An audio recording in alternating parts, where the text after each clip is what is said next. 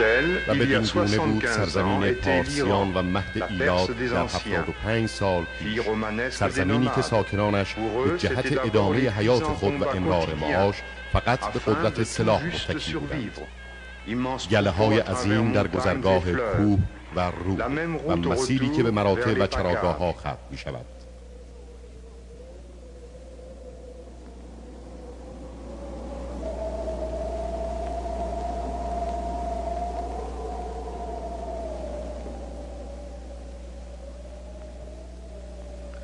ستیزه برای زیستن در طبیعتی سرسخت.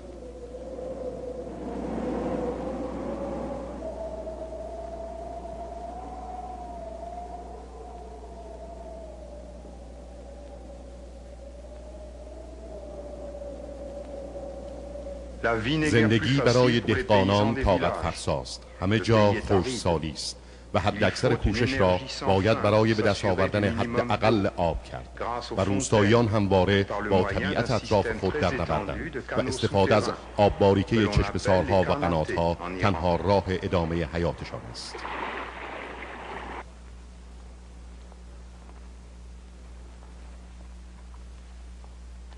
مالکین بزرگ صاحب زمین بودند، مالکینی که صاحب یک یا چند ده بودند و بودند مالکینی که تعداد دهاتشان از مرز 100 نیز می‌گذشت.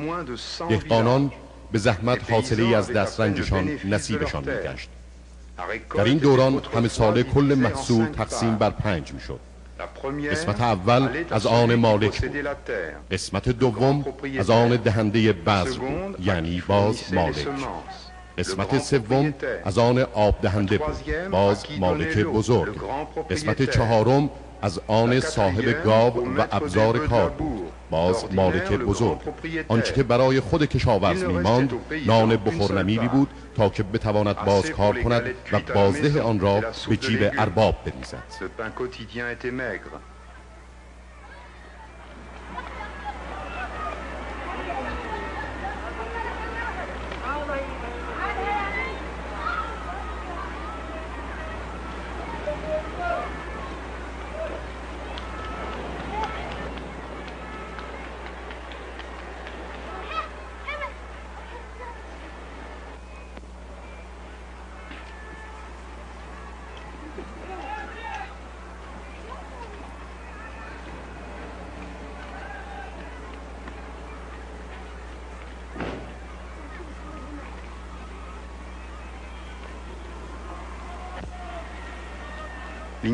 به چنین فقر عظیمی بی فرهنگی نیز اضافه می گردد و عدم بهداشت هم به یدک این دو کشیده می شود.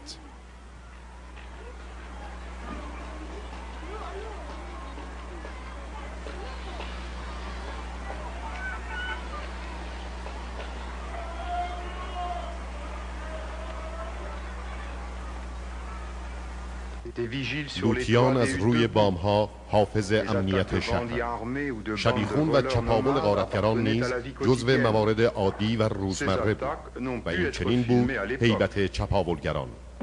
راهی برای امنیت و آرامش کشور دیده نمی‌شد.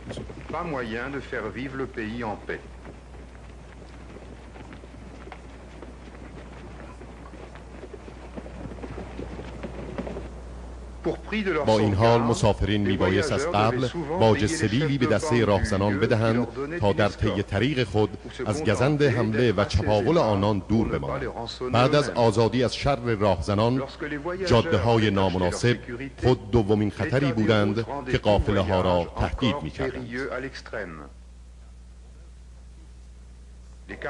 کاروانسرا، پناهگاهی امن برای اتراق شبانگاه و باز فردایی دیگر و راهی دیگر.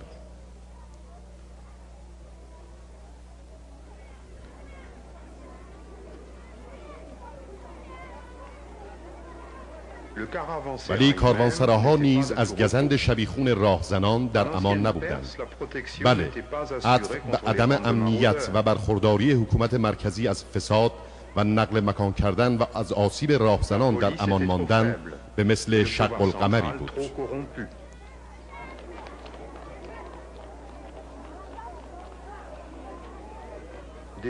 دختران خردسال در بند چادر خود و کودکان در حال فراگیری سوره های قرآن.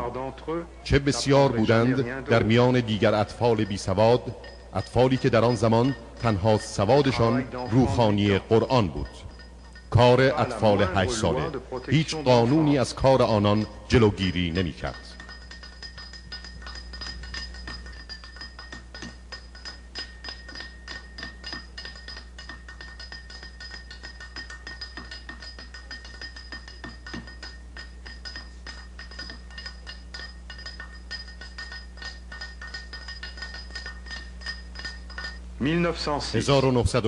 انقلاب.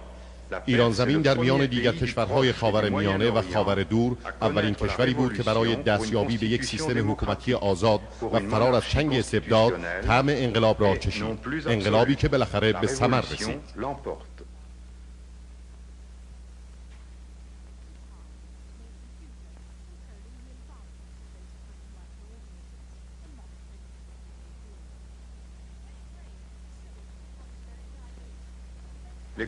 مشروطه طلبان و تعدادی از روحانیون همرکابشان شاه را به نفع پسرش مجبور به کناره‌گیری از مقام سلطنت کرده و سپس او را به روسیه تزاری تبعید کردند.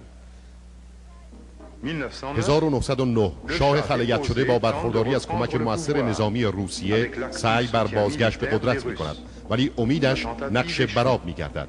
این اولین باری نبود که روسیه در امور کشور ایران دخالت می کرد.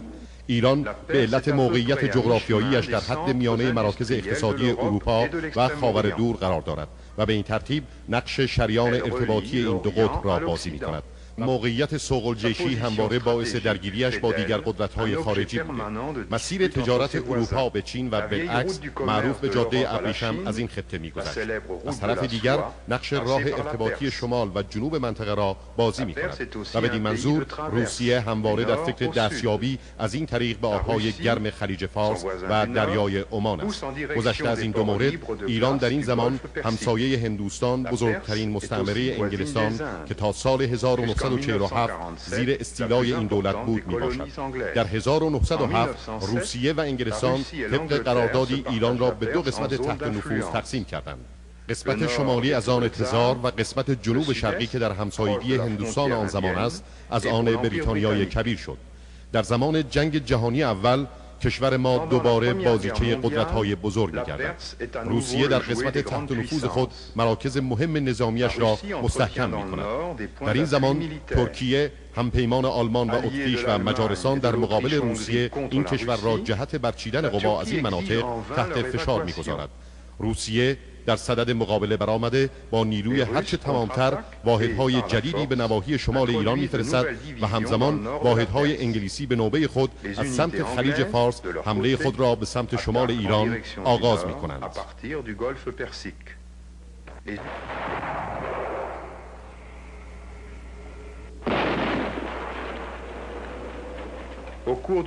در دوران قرن اخیر کشورهای روس و انگلیس لحظه‌ای از سوء استفاده کردن از امتیازات اقتصادی ایران غافل نشدند. در 1813 و بعد در 1828 میلادی روسیه دو خطه گرجستان و ارمنستان ایران را به تصرف خود در می‌آورد. جنگ زدگان ایرانی جنگ جهانی اول در حین فرار از شر قوای روس و انگلیس، ماموران گمرکی نیروهای اشغال کننده بر روی خاک ایران، انگلستان با کمک سران بعضی از عشایر محلی و خوانین شروع به جمع‌آوری نفرات کرده و نیروی قوی در داخل خاک ایران به وجود می آورد.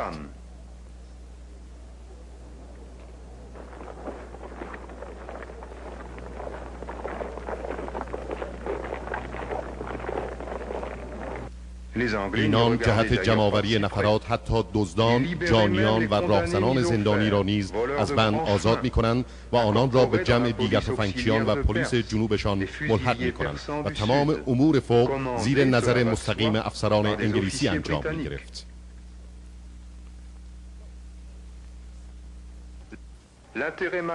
نفت مهمترین عامل توجه انگلستان نسبت به ایران. از سال 1901 ویلیام ناکس دارسی برای مدت 60 سال امتیاز نفت ایران را به دست می آورد و بالاخره بعد از سالها تحقیق و حفاری